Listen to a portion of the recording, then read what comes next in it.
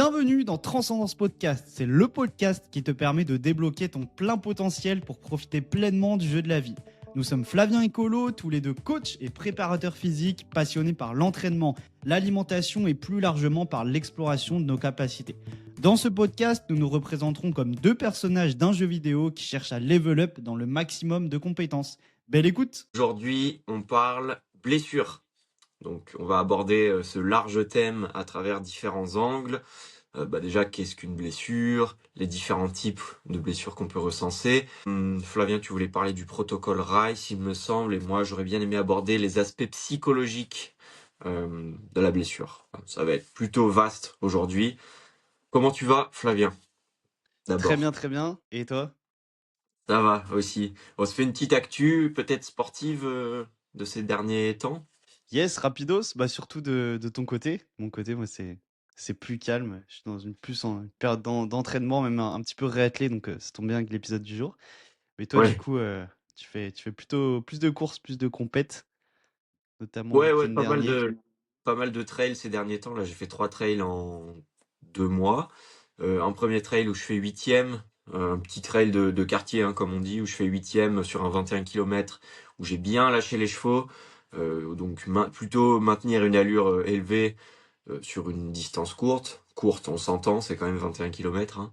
Donc bien content, super performance. Ensuite, j'avais un trail dans la neige de 25 km avec 1300 de dénivelé positif. Là, c'est un effort qui est complètement différent. La neige, la boue, musculairement, c'est très dur. On a assez peu de rebond, hein, du fait que le système tendineux est moins impliqué.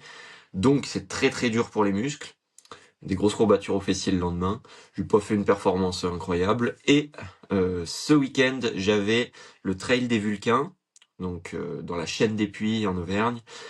Magnifique trail, première longue distance pour moi, 48 km. Et je gère très très bien ma course, je m'alimente super bien, tout va bien, pas de problème digestif. Vraiment, tout était parfait pour le mieux et je m'en sors super bien puisque je fais 30e sur 741 inscrits. Donc super content, j'ai vraiment bien géré, pas de douleur, tout s'est super bien passé. Ouais, j'ai vu que tu avais fait une très belle course, donc top. Ouais, super, je suis content. C'est bien pour le reste de la saison, ça. Ça annonce de belles choses. C'est clair. Du coup, au niveau des blessures, est-ce que tu as déjà été blessé de ton côté? Ouais, j'ai eu quelques tendinites à l'épaule, au genou notamment, mais jamais de blessures, disons, traumatiques. Donc dans ce podcast, on va distinguer les blessures chroniques type tendinite, tendinopathie, des blessures traumatiques qui, elles, surviennent à la suite d'un choc. Alors ça peut être par exemple un changement d'appui au foot, au hand, au basket, ça peut être une chute en BMX, tu nous en parleras je pense. Euh, Yes. voilà. Donc chronique, c'est qui survient à la suite de mouvements répétés, qui survient dans le temps, et traumatique, c'est à la suite d'un événement T, à la seconde, quoi. C'est quelque chose qui... Voilà. Bref, je m'exprime mal. Yes, du coup, on va pas parler de tout ce qui est fracture, traumatisme crânien, etc. Enfin, c'était tout des blessures que j'ai pu faire en BMX. Mais ouais, du coup, après, quand tu dis changement d'appui ou autre, c'est des blessures traumatiques. Mais en soi, ça peut être le tendon qui est touché ou autre. Donc là, on pourra en parler de comment faire ça réatteler, revenir solidement au plus vite sur le terrain, si on garde notre exemple de footballeur ici. Et du coup, qu'est-ce qu'une blessure? Ouais, qu'est-ce qu'une blessure selon toi? Ah, c'est un phénomène un peu particulier parce que on pense qu'il y a uniquement l'articulation ou la zone lésée qui est endommagée, alors que je pense que c'est un mécanisme vraiment plus complexe que ça. Il y avait une belle citation qui disait écoute ton corps murmurer pour ne pas avoir à l'entendre crier.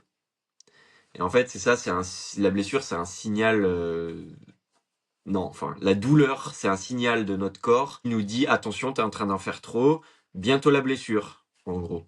Et la blessure, du coup, c'est tout simplement les contraintes mécaniques qui sont supérieures aux capacités de notre corps à l'instant où on se blesse, hein, tout simplement. Donc on n'est pas assez préparé par rapport au niveau de contrainte auquel on soumet le corps. Et Yes. avant la blessure, en fait, il va apparaître, du coup, ce que je disais, la douleur, des signaux que notre corps nous renvoie. Et ça, c'est un peu un mécanisme de protection, une barrière que notre corps met en place pour justement nous dire, attention, t'es peut-être en train d'en faire trop, là, tu joues un peu avec ta jauge euh, de contraintes qui commence à grappiller sur celle des capacités, de la capacité, et donc la blessure peut apparaître prochainement. Voilà Ouais, comment je vois un bah, peu le truc. ouais. Constamment, notre corps, il nous parle, hein, pas que sur des douleurs ou autres, mais constamment, notre corps nous parle. Enfin, ça peut être système digestif, et cetera, et cetera. Donc là, ouais, on a tout le temps, si c'est quelque chose qui arrive progressivement, une douleur avant de paf ressentir une blessure. Ça arrive pas comme ça, à moins que, si on en revient à ce qu'on différencie au début comme type de blessure, ce soit une blessure traumatique. Vous faites un changement d'appui au hand et là, je sais pas, vous faites une entorse de la cheville. Ça peut arriver d'un coup et vous aviez pas pour autant, des petites douleurs à la cheville, auparavant, quoi. Mais du coup, D'ailleurs, yes, selon toi, est-ce que la préhab, ce qu'on appelle la préhab, c'est-à-dire prévenir une blessure traumatique, type changement d'appui, type renforcer ses chevilles pour éviter les entorses, est-ce que c'est ouais. intéressant pour toi ou est-ce que, au contraire, on ne pourra jamais réellement empêcher ce type de blessure? Et souvent, on utilise le terme prévenir les blessures, hein. On prévient pas les blessures, enfin, on les limite, mais tu peux jamais rien prévenir. On prévient pas l'avenir, quand on sait jamais réellement ce qui va se passer. Dans notre activité, ah oui, enfin, on le voit sur les études, et cetera. Par exemple, je m'occupais d'une équipe de roller derby en préparation physique. Il y a des études qui ont été faites sur des milliers de pratiquantes, par exemple, aux États-Unis, sur les blessures. Et du coup, ça recensait en pourcentage, bah, c'était uniquement sur une population féminine. Les filles, où c'est qu'elles étaient blessées en majorité, quoi. Donc, il y avait, une grosse majorité sur les, chevilles, il y avait genoux un petit peu moins, il y avait, tête, ben, sur, tout ce qui était chute, il y avait épaules et cetera. Du coup, on peut se dire, bah, si je veux faire de la préhab, limiter les blessures, OK, je peux peut-être, si j'ai fait des tests, je vois que j'en ai une, elle a une cheville qui bouge pas trop, elle risque d'être fragile au niveau des chevilles. Peut-être qu'elle, avec mes tests, je peux en déduire qu'elle risque de se blesser, plus facilement au niveau des chevilles, au vu du coup de ce que disent les études et du nombre de blessures qu'il y a dessus, quoi. Donc, ça peut être intéressant de regarder statistiquement dans son sport quelles sont les blessures recensées, du coup, pour travailler sur la capacité d'une articulation en particulier. Oui, ça peut être intéressant. Après, il y a tellement de choses à faire en préparation physique, on n'a jamais, assez de temps, hein. On aimerait toujours, des journées plus longues, pour tout caler, des semaines plus longues. Donc après, c'est des choix, quoi. Si on fait de la préhab, ça veut dire qu'on fait pas autre chose. On a renoncé à tout le reste. Donc c'est des décisions qui peuvent être, importantes et souvent on s'attarde, à renforcer, une zone précise ou autre, enfin, pour pas se blesser, que quand au final on commence déjà à ressentir une douleur ou quand on est déjà blessé. Donc à voir, qu'est-ce qu'on fait concrètement. Tu vois, par exemple, une préhab, ça peut être juste faire, simplement, tous les jours ses rotations articulaires contrôlées, à l'échauffement avant de faire, son entraînement. Tu vois? Ça va prendre, 5-6-7 minutes, de faire tout le corps et au final, ça nous permet, rotation articulaire contrôlée, ben, des mouvements qui balayent toute l'amplitude et toutes les fonctions de l'articulation.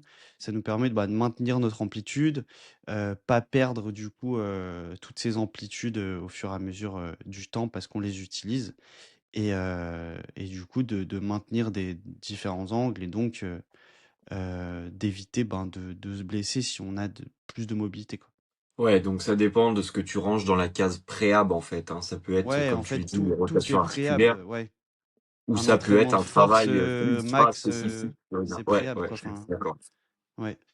Ça Ça dépend dépend ce vraiment qu'on de ce que appelle tu préhab, dis. ouais. Ouais. Ouais. Mais du coup, c'est vrai qu'il y a des statistiques, sur plein de sports. Si vous êtes sportif dans une discipline précise, oui, vous pouvez axer sur certaines choses, mais pour moi, il y a pas besoin de faire de la préhab à tout va parce que vous avez peur de vous blesser ou quoi, blessure, ça peut arriver et si vous vous entraînez bien et cetera, déjà vous limitez Après, pas mal de choses, quoi. il y a quand même des sports où statistiquement, c'est plus intéressant de bosser une articulation plutôt qu'une autre. Je prends le trail, Oui, bien sûr. on va vraiment axer, je pense, le travail sur les chevilles, les genoux, les hanches, qui sont les trois articulations, plutôt que les épaules, hein. Bon, ça paraît logique. Mais Et je pense que ça peut être sympa de regarder en termes de statistiques, du coup, entre ces trois articulations, laquelle est la plus représentée dans les blessures, pour du coup hiérarchiser le travail dans sa préparation physique en fonction de ses statistiques et en fonction de ses capacités physiques propres à nous, hein. C'est aussi intéressant. Si on a déjà une super mobilité de cheville, qu'on a un pied qui bouge bien en pronation, en supination, qu'on a une bonne dorsiflexion de la cheville, bon, a priori, la cheville, elle est OK. Après, c'est quand même intéressant de faire du travail. Mais Oui. voilà, il faut regarder soi et il faut regarder les statistiques dans son sport, je pense.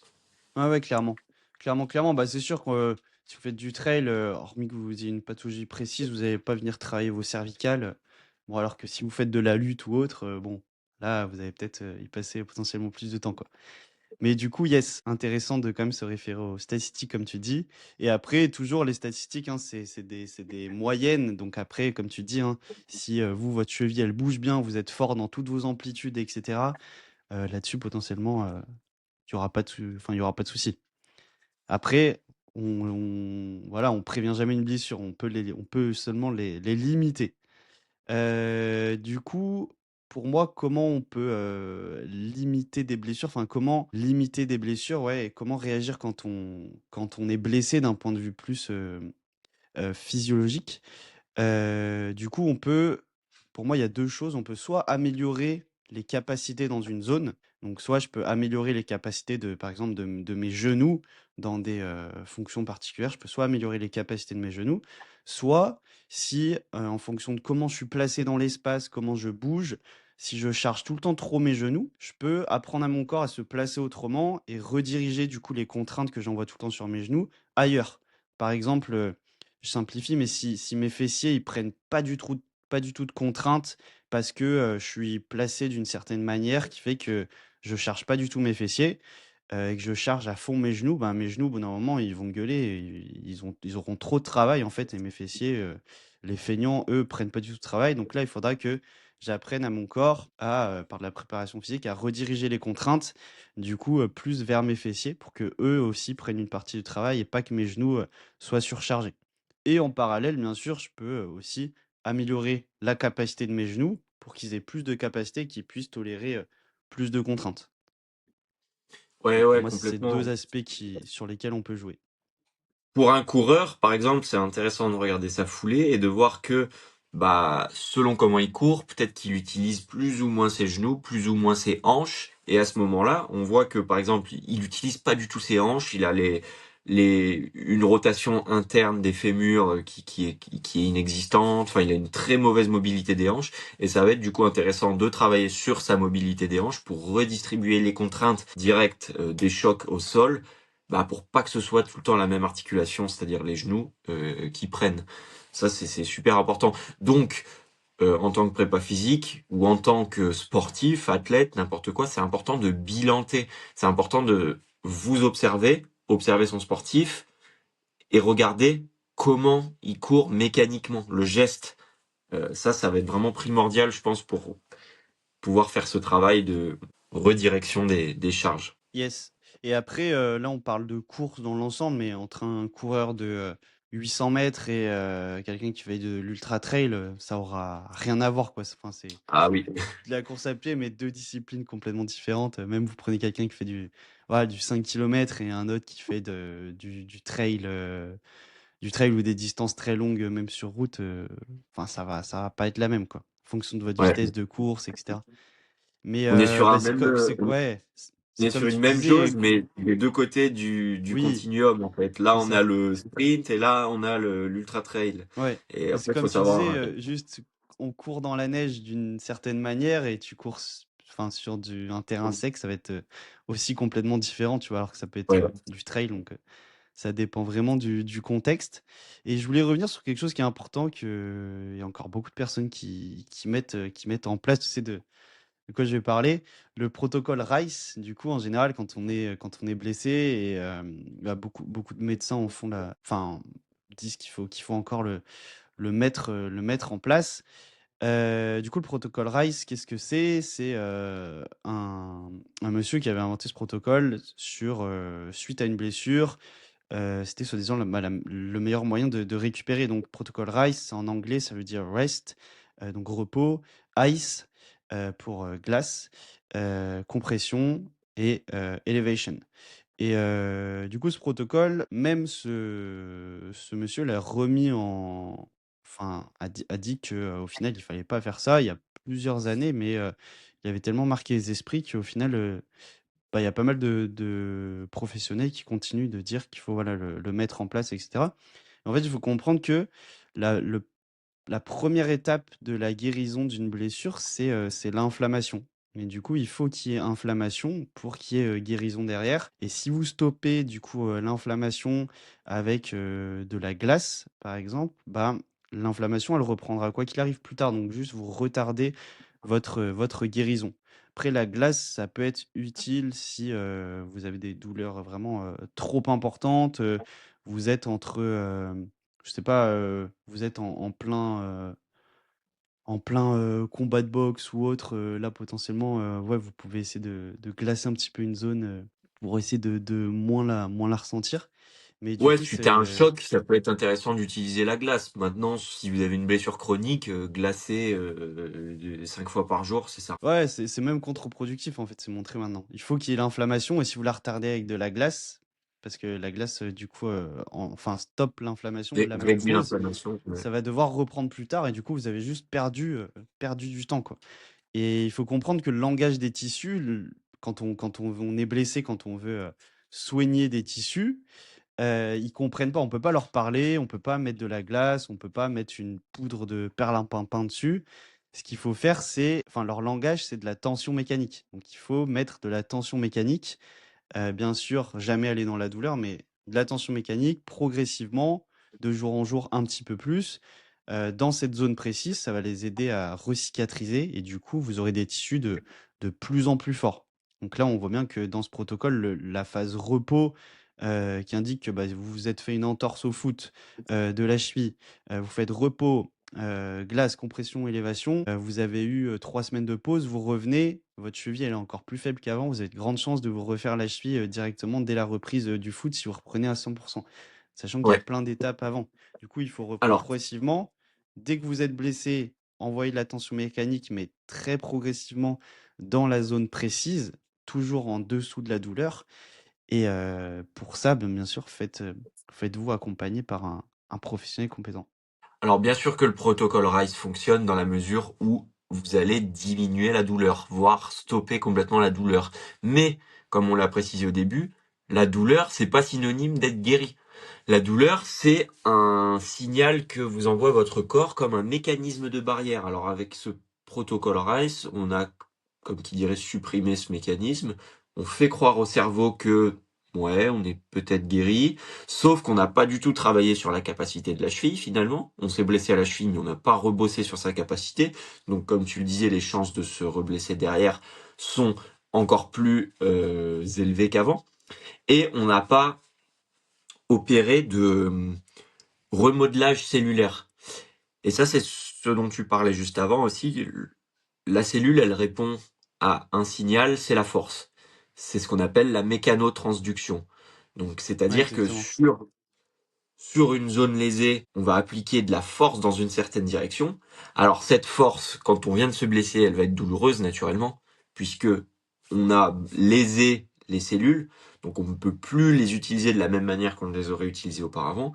Et donc, ce qu'il va falloir faire, bah, c'est trouver un seuil d'utilisation, un seuil de douleur sur lequel on peut envoyer un message. Donc, par exemple, sur sa cheville qui est lésée, euh, comment faire la cheville Ah bah, Là, on va dire que monte c'est... ton pied, comment? Ouais, bref, de toute façon, il y en aura qui n'ont pas la vidéo.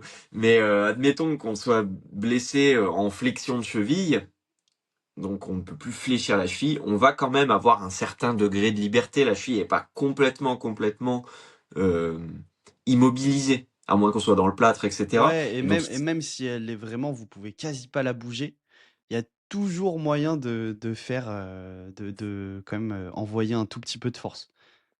et Mais il donc voilà, faut, c'est ce qui va être ouais, intéressant, c'est d'envoyer progressivement un tout petit peu de force via sa commande volontaire, hein, via son cerveau, via sa volonté, l'intention. Et petit à petit, chaque jour, vous allez voir que le seuil de capacité, encore une fois, on en revient à la capacité, il va augmenter ce seuil-là. À force d'envoyer plusieurs fois par jour, pendant 10 minutes, un petit peu de force, ok, je bouge un tout petit peu ma cheville comme ça. Ah, c'est douloureux, mais bon, ça passe. Allez, je recommence tout à l'heure. Ah bah c'était moins douloureux. Je recommence demain. Ah, je peux bouger un petit peu plus et c'est encore moins douloureux. Encore, etc., etc. C'est ça la mécanotransduction, c'est envoyer de la force sur une zone lésée afin de rétablir, de, comment Bah, dire, les tissus de lésés, quoi. remodeler la cellule, ouais, ouais. Yes. Et du coup, il faut comprendre là-dessus, donc comment vous pouvez faire pour envoyer de la force. Concrètement, vous êtes fait mal du coup à la cheville. On va dire que vous avez fait une entorse externe. Donc, logiquement, si ma main, c'est ma cheville, là, je vais pas pouvoir du coup bah, aller dans le mouvement de mon entorse externe. Je me suis fait mal, donc je vais pas pouvoir tordre ma cheville. Mais du coup, peut-être que je vais pouvoir jouer peut-être sur 1 degré seulement, 1 degré, hop, ça va pas me faire mal, hop, 2 degrés, ok, ça me fait mal. Bah, je reviens sur le 1 degré. Dans cette position, je peux par exemple attraper mon pied avec ma main. Et là, je vais devoir essayer avec ma cheville de forcer contre ma main pour envoyer de la force sur les tissus qui sont lésés. Donc au début, bien sûr, je pourrais pas envoyer beaucoup de force parce que si j'envoie beaucoup de force, je vais directement avoir mal. Donc on envoie une force qui est très très faible. Et Ouais. plus la force est faible, plus vous allez le faire sur une durée qui est longue. Donc si vous envoyez seulement 5% de force, 10% de force, vous pouvez pousser à 1 minute 30. De jour en jour, vous allez pouvoir pousser de plus en plus fort. Et plus vous poussez fort, enfin si vous arrivez à 100% de votre force, là vous avez une cheville qui est quand même en meilleur état, bah là vous allez pouvoir forcer seulement 10-15 secondes quoi, à 100%. Donc vous avez tout un continuum sur plus vous forcez fort, enfin, moins vous avez de douleur, plus vous avez de douleur, pardon, moins vous forcez fort et du coup, vous tenez longtemps votre position de force d'isométrie. Et à l'inverse, ben, moins vous avez de douleur, enfin, plus vous allez forcer fort et moins vous allez tenir longtemps. Et du coup, là-dessus, sur les études, sur tout ce qui est tendineux, etc., c'est montré que vous pouvez enfin, pour avoir le maximum de résultats, il faudrait le faire toutes les 6 heures, cette production de force sur les tissus blessés. Donc toutes les 6 heures, pas la peine de mettre un réveil en pleine nuit, c'est mieux de garder son sommeil. Mais du coup, vous pouvez simplement, ben, le faire le matin, après ça va tomber vers midi et après vous allez le faire le soir. Déjà, 3 fois par jour, ça va être top là-dessus. Du coup, vous avez la force de jour en jour qui va augmenter. Votre fréquence, vous pouvez maintenir, ben, 3 fois par jour, c'est top. La durée, du coup, de production de force, ben, qui évolue parce que plus vous pouvez, comme je l'ai dit, forcer fort, moins vous allez maintenir longtemps la contraction. Et après, de jour en jour, vous avez toujours l'amplitude qui va augmenter. Si je reviens sur ma cheville, petit à petit, je vais pouvoir passer ben, de 2 degrés à 5 degrés, à 10 degrés, etc., etc. Donc je vais toujours sur l'amplitude maximale pour moi, mais une amplitude que je tolère et qui ne me donne aucune douleur. Vous avez force, fréquence, durée et amplitude, tous ces paramètres qui sont à faire évoluer très progressivement, quoi, toujours sous la douleur.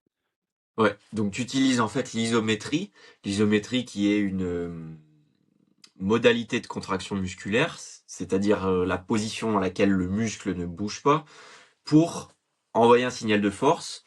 Et en fait, l'isométrie, il a été montré dans ces études que ça a un effet analgésique, c'est-à-dire de diminution de la douleur, de diminution du seuil de tolérance, l'augmentation du coup du seuil de tolérance des tissus. Donc c'est vraiment un outil super intéressant. L'isométrie, pour ceux qui comprendraient pas, si on peut vous donner une image, c'est par exemple quand vous faites la chaise.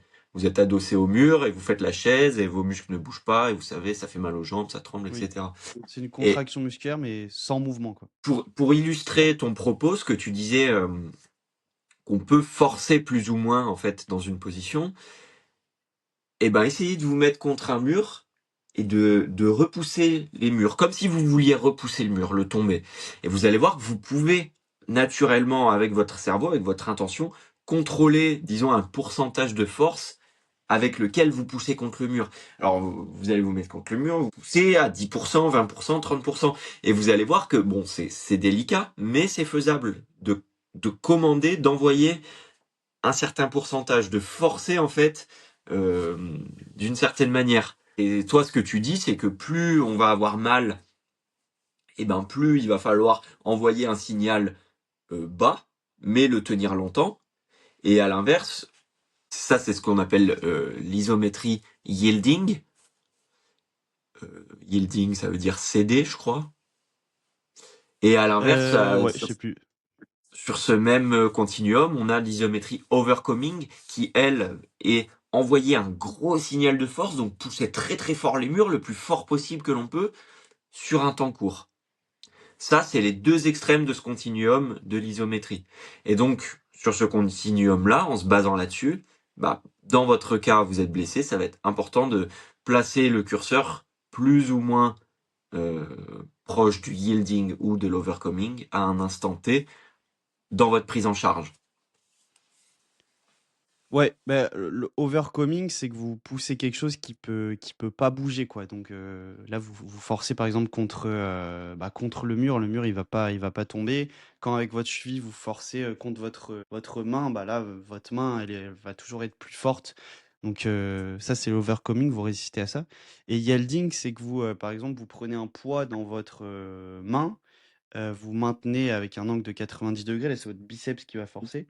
Et du coup, c'est vous retenez une force, mais du coup, qui est forcément enfin, sous maximale si vous pouvez la maintenir dans votre bras, quoi. À Ouais, mais l'inverse, tu peux overcoming, faire du yielding aussi contre un objet qui ne bouge pas, hein. C'est une bah question pour moi, d'intention. yielding, c'est forcément quand on doit maintenir quelque chose, quoi. Mais c'est quelque Ouais. chose qui peut bouger, quoi. Sur lequel je pourrais faire, par exemple, si je maintiens un haltère dans ma main, j'aurais quand même la capacité de le remonter en biceps curl ou quoi. Ouais, mais regarde, quand tu fais la chaise, au final, c'est du yielding. Ouais, Et je veux dire, ça bouge pas. Enfin, ouais, parce t'as que c'est pas sur de. ton, ouais, mais c'est sur ton poids de corps, quoi. Bon, bref, peu Bon, importe. dans En tous tous les les cas, cas, c'est un signal de force. Vous êtes sur le continuum de l'isométrie, quoi.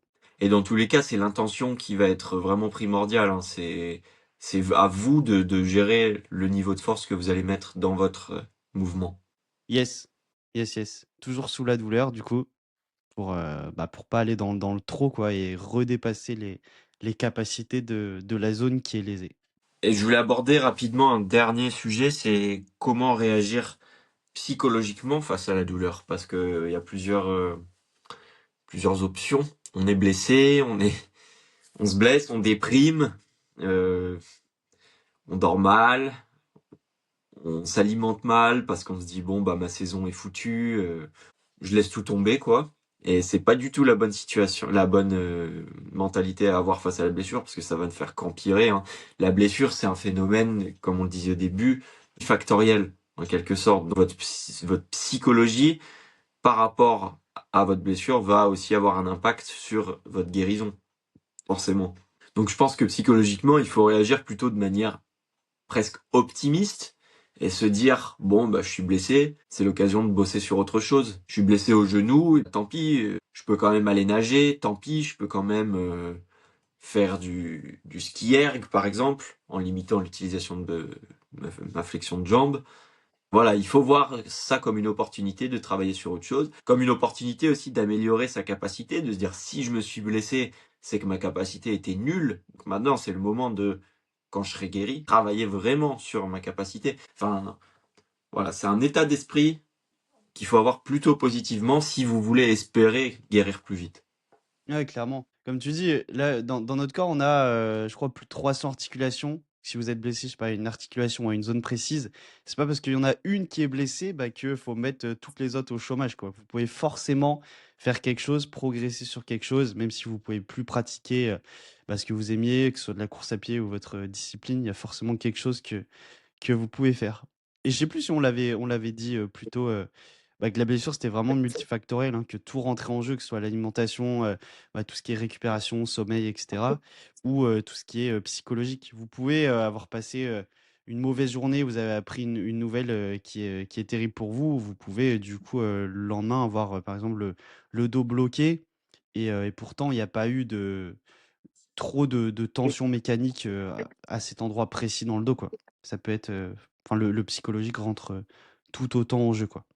Donc c'est un ensemble. Donc si justement, ouais, comme tu dis, vous enfin, vous psychologiquement, vous êtes blessé et du coup, vous réagissez, bah, positivement, vous, gardez quand même, le smile, ben, vous allez mettre beaucoup moins de temps, du coup, à récupérer et à revenir «sur le terrain» entre guillemets. Ouais, puis pour illustrer un peu ce que tu dis, admettons, vous avez appris une mauvaise nouvelle et vous avez un match le soir, vous êtes moins concentré sur le terrain, moins concentré dit un geste dégradé, bam, je me tords la cheville, Mmh. je me fais une entorse. Donc en fait, voilà, c'est pour ça qu'on dit que c'est multifactoriel, c'est que vraiment tout rentre en jeu. Votre alimentation, la qualité de ce que vous mangez, je sais pas, vous avez tendance à manger beaucoup de viande gélatineuses qui sont riches en collagène. Et ben vos articulations sont naturellement plus fortes parce que vous consommez plus de collagène que votre ami qui est vegan. Encore une fois, petit tir gratuit sur les vegans. Ouais, bah, c'est plus compliqué mais, sûr d'avoir du collagène quand on est vegan. Ça, c'est clair. mais voilà, c'est complètement tout rentre en jeu quand on parle de blessures. Yes.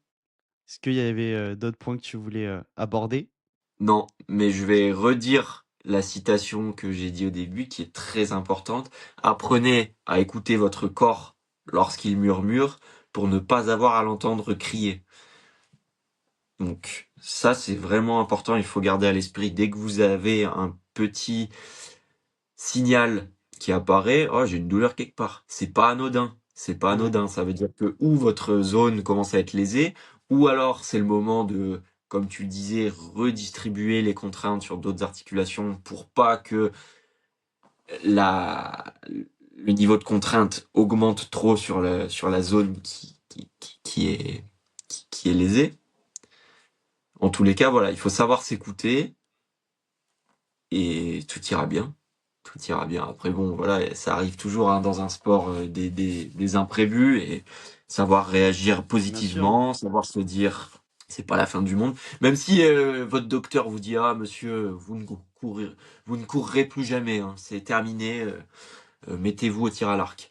Non, on a combien de sportifs d'athlètes de très haut niveau qui racontent ça quand on les interviewe, qui se sont blessés et qui disent ouais, mon médecin m'a dit que je reviendrai plus jamais sur le terrain et au final, une bonne prise en charge, un état d'esprit positif, continuer à entretenir son train de vie quotidien, une bonne hygiène de vie, 100%, vous serez de retour, vous Ouais, guérirez. ouais, tout est possible. Vos croyances, enfin définissent tout donc si vous y croyez, tout est possible. Et du coup, ce que tu disais, ça me enfin sur la douleur, qu'il faut l'écouter tôt, enfin ça marche aussi, en réathlé quoi. C'est avant la blessure, mais ça marche après la blessure. Quand on se remet d'une blessure, pareil, toujours il faut le faire avec progressivité. Si vous reprenez trop vite, trop fort, bah là, votre corps, va vous le dire, vous allez ressentir des douleurs donc pour que vous soyez plus progressif donc à vous d'écouter et d'être progressif, quoi. Donc voilà. Voilà pour ce court épisode sur la blessure. C'est un vaste sujet, hein, on aurait pu en parler très longtemps. Et Ouais, pour la petite très anecdote, c'est la deuxième fois qu'on fait ce podcast. Le premier a pas fonctionné, je sais pas pourquoi. J'espère que celui-là c'est bon. ouais, on Mais, espère, on sait pas. Mais du mais coup, ouais, ouais. vaste sujet, hein, les blessures, on pourrait échanger là-dessus, très, très longtemps, rentrer dans des détails et cetera. Mais, là, globalement, voilà voilà le la thématique. Donc n'hésitez pas, comme d'habitude, si vous avez des questions auxquelles on peut répondre en début de podcast. Nous, c'est toujours un plaisir hein, de débattre sur différents sujets. Puis partagez ce podcast, cet épisode avec quelqu'un qui est blessé ou qui a mal quelque part et qui pense qu'il est blessé. Ou voilà, on est là pour aider. Et puis sur ces bonnes paroles, on vous souhaite une belle journée et on vous dit au prochain épisode. Yes, Ciao. à la prochaine. Envoyez les 5 étoiles, le like sur YouTube pour le soutien et puis ciao! Ciao, ciao.